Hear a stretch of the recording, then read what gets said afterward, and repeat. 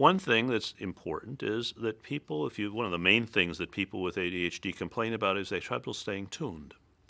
That when they're listening or reading or working on something, they get part of it, but then it sort of drifts off, and then they're back, and then they drift off, and it drifts off again, and then they're back. They have difficulty staying tuned. It's similar in a way to the problem you have with a cell phone, where you're in an area where you don't have good reception, you can get part of it, and then the message keeps fading in and out.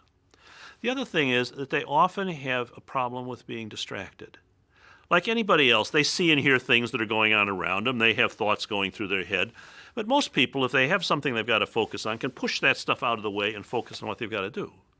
People with AD, it's real hard for them to do that. They'll be sitting in a classroom trying to listen to what's going on, or perhaps they'll be in a meeting, or sitting down trying to read something or write something, and somebody drops a pencil and they have to sort of check and see, where did the pencil go? Then they'll be back on task again for a couple of minutes. Then they're thinking about some TV show they saw the night before. Then they're back on task again for a minute, and they're thinking about some conversation they had with somebody 2 hours ago. And then they're back on task again for a few minutes.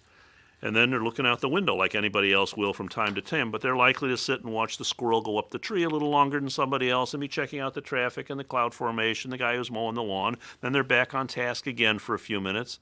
And they'll be thinking about what they're going to do when this is over and how soon is this thing going to be over anyhow. I've got things I've got to do. And what am I going to have for supper tonight? And I wonder what's on TV tonight.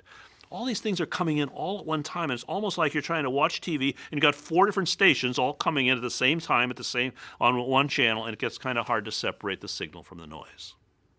But the things that's puzzling about this, that really makes it very difficult for people to understand, is for people who have ADHD, it's like that almost all the time, but not always.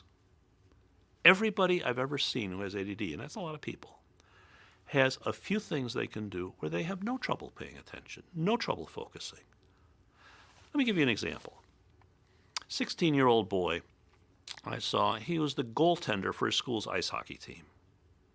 And it just happened that the day his parents brought him in to see me was the day after his team had just won the state championship in ice hockey. So they're bragging a little bit at the beginning about how great he was in the tournament the day before, and apparently he was a very good goalie. They said when he was in the net playing hockey, he missed nothing. He knew where the puck was every second of a fast game, totally on top of it, the kind of goalie every team wants. Smart kid, tested way high up in the superior range, wanted to get good grades, was hoping to go to medical school, but he was always in trouble with his teachers. And what they say to him is, once in a while you'll say something that shows how smart you are. Well, we'll be talking about something, you'll come in with some comment that's really very perceptive, and it's quite impressive. But most of the time, you're out to lunch, you're looking out the window, you're staring at the ceiling, you look like you're half asleep. Half the time, you don't even know what page we're on. And the question he kept asking him was, if you can pay attention so well when you're playing hockey, how come you can't pay attention when you're sitting in class? Or here's another example. A lot of times parents will bring in kids for me to see, and they say, no, the teacher says this kid can't pay attention for more than 5 minutes. We know that's not true. We have watched her play video games. And she can sit and play those video games for 3 hours at a time and not move. And the teacher said she's easily distracted. That's nonsense. When